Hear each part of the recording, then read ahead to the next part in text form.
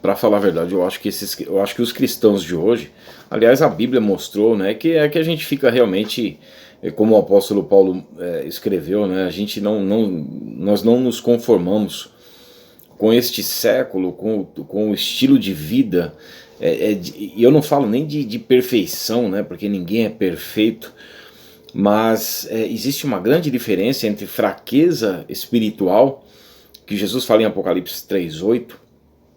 Eis que tenho posto aberto uma porta diante de ti que ninguém pode fechar. Que mesmo tendo pouca força, você não negou nem a minha palavra e nem o meu nome. Então existe uma grande diferença entre fraqueza espiritual, que Deus vai salvar os que cocheiam, né? Aqueles que têm uma certa dificuldade de andar, né, espiritualmente. Vai salvar, não está longe daqueles que tateiam, né? Como uma pessoa que não está enxergando nada, mas ela está a caminho, ela está buscando a Deus. Existe uma grande, e Atos 17, 27 e Sofonias 3:19, né, falam isso, mas e uma grande diferença de rejeição às Escrituras. Então o que nós vemos hoje é rejeição à palavra escrita de Deus. Eles estão tomando as suas próprias decisões. Eles estão mandando para o céu quem eles querem. Não importa mais a santidade, não importa mais Deus irá vindicar, né, a realidade de que Deus vai vindicar a sua santidade e que está sendo ultrajada, escarnecida, né?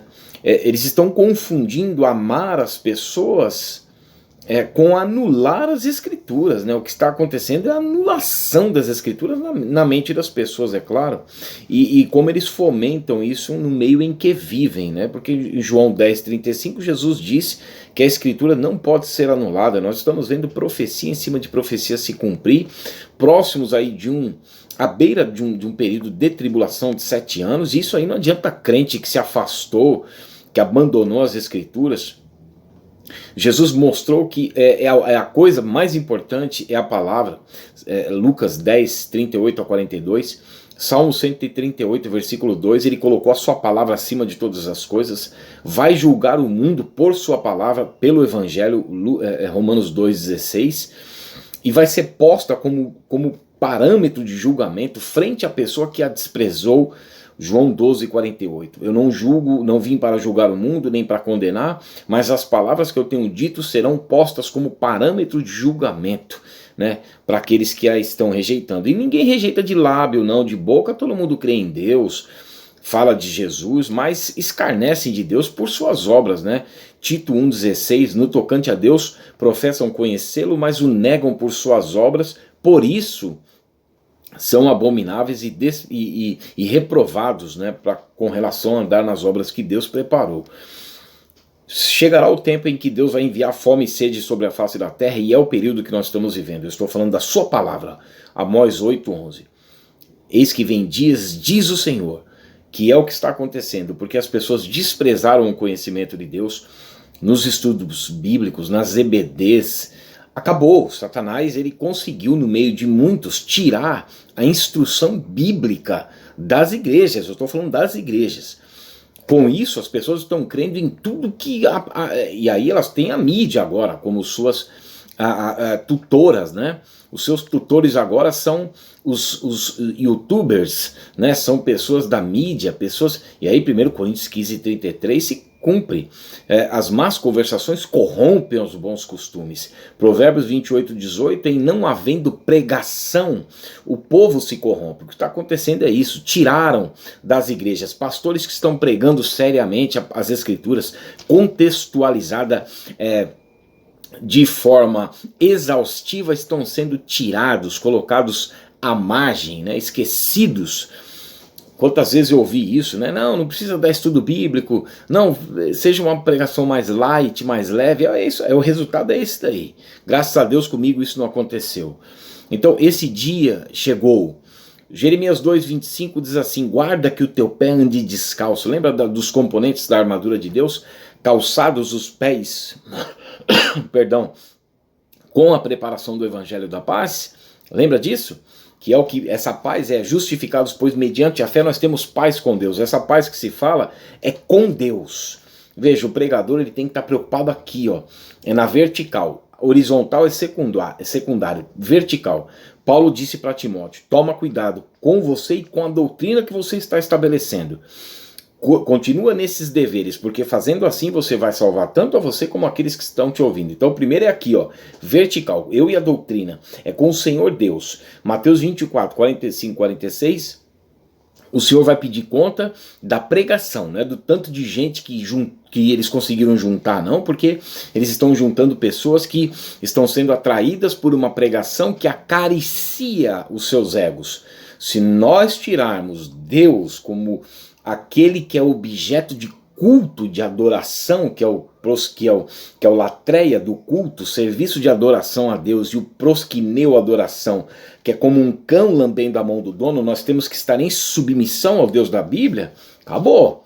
Aí vai seguir cada um a sua própria natureza caída, corrompida. Tem muita coisa aqui que eu poderia falar. Vou falar aqui de forma breve, só para não ficar muito longo. A palavra de Deus ela é viva e eficaz, ela é poderosa, ela vai discernir os pensamentos e intenções do coração, ela vai nos colocar um dia diante de Deus. Hebreus capítulo 4, versos 12 e 13. A palavra, os olhos de Jesus como chamas de fogo, ela penetra o íntimo da alma. 1 Coríntios capítulo 4, verso 5, o Senhor vai trazer lá das profundezas do coração a plena luz até os pensamentos e intenções. Então, a palavra de Deus ela é poderosa para perscrutar o espírito do homem. A lâmpada de Deus sonda o espírito do homem. Por isso nós temos que estar em prontidão, em submissão às Escrituras e apenas falar o que ela diz. Isso para cristão, para pessoas que creem na Bíblia, que eu não estou entendendo mais nada, né? Então a palavra ela adverte. Apocalipse capítulo 2, verso 5, lembra de onde caíste, arrepende-te e volta à prática das primeiras obras que Deus preparou para andarmos nelas, Efésios 2,10. Ela aconselha, né, Apocalipse 3,18, aconselho-te que de mim compres ouro refinado, ou seja, as perseguições que purificam o crente, segundo Tessalonicenses capítulo 1, versos 4 e 6, né, colírio para que vejas, porque o Deus desse século cegou o entendimento das pessoas, né, elas não estão conseguindo enxergar claramente, né? Vestes para que seja coberta a vergonha da tua nudez, como os atos de justiça dos santos, a prática das obras de Deus, né? Apocalipse capítulo 19, versos 7 e 8, não manchando as vestes, Apocalipse capítulo 3, versos 2 a 5, né? Que a promessa é não ser riscado o nome do livro da vida. Ela salva, 1 Timóteo 4,16, como eu mencionei, ela alimenta, né? Como verdadeiro alimento espiritual, a minha palavra é verdadeira comida. João 6,57, 1 Timóteo 4,6, condenando, porque ela condena também, né? Ela é uma espada de dois gumes. Ela lava, João 15,3, vós já estáis limpos pela palavra que vos tenho pregado. Ela regenera, Tito capítulo 3, verso 5, 7. Ela santifica, Pai, santifica-os na verdade, a tua palavra é a verdade. Nós estamos separados naquilo que é prescrição bíblica. Ela dá a opção de você seguir o bem e o mal, a morte e a vida. Deus chama os céus e a terra como testemunha que ele propôs. Então, nós estamos diante das Escrituras. A palavra diz que os de Bereia eram mais nobres dos que os de Tessalônica, porque receberam a palavra com alegria, e o fruto disso é que eles examinavam a palavra para viver pela palavra. Diferente dos de Mateus capítulo 13, versos 10 a 15, que receberam com má vontade e, portanto, desprezavam e não frutificaram para Deus. Somente aquela que caiu num solo que a recebeu, ela produziu frutos para Deus, que é o caminho da eleição, que é uma vida de santificação, sem a qual, no final, ninguém verá o Senhor, Hebreus 12, 14, mas nós temos que frutificar para Deus, porque senão nós ficaremos inativos e infrutuosos para Deus, esquecidos da purificação dos pecados de outrora. Estamos dizendo que somos cristãos, mas estamos apoiando todo tipo de coisa estranha às Escrituras. E aí nós não vamos confirmar a vocação e a eleição. 2 Pedro capítulo 1, versos 3 a 10. Então, a palavra de Deus, se ela não for para nós o mais importante, como única regra de fé e prática, infelizmente, meus irmãos, podem falar o que quiser, criar um novo céu, porque estão criando um novo céu.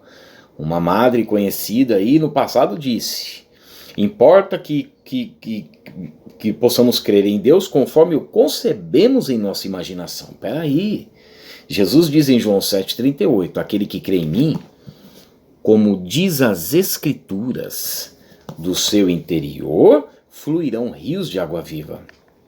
Da palavra de Deus, é o que Jesus disse para a mulher samaritana em João capítulo 4. A água que eu der da palavra, ela vai jorrar para a vida eterna. Agora, aqueles que abandonam as águas vivas terão seus nomes escritos no chão. Jeremias 17,13. Se o nome do salvo está escrito no livro da vida, aquele que despreza será escrito no mais baixo. Espiritualmente falando, e um dia passaremos pelo juízo de Deus, que é a palavra que vai julgar. João 12,48, Romanos 2,16. Então, que nós possamos ter a palavra como única regra de fé, que nós possamos amar as pessoas, mas não anula as Escrituras, meus irmãos. Tá bom? Deus abençoe.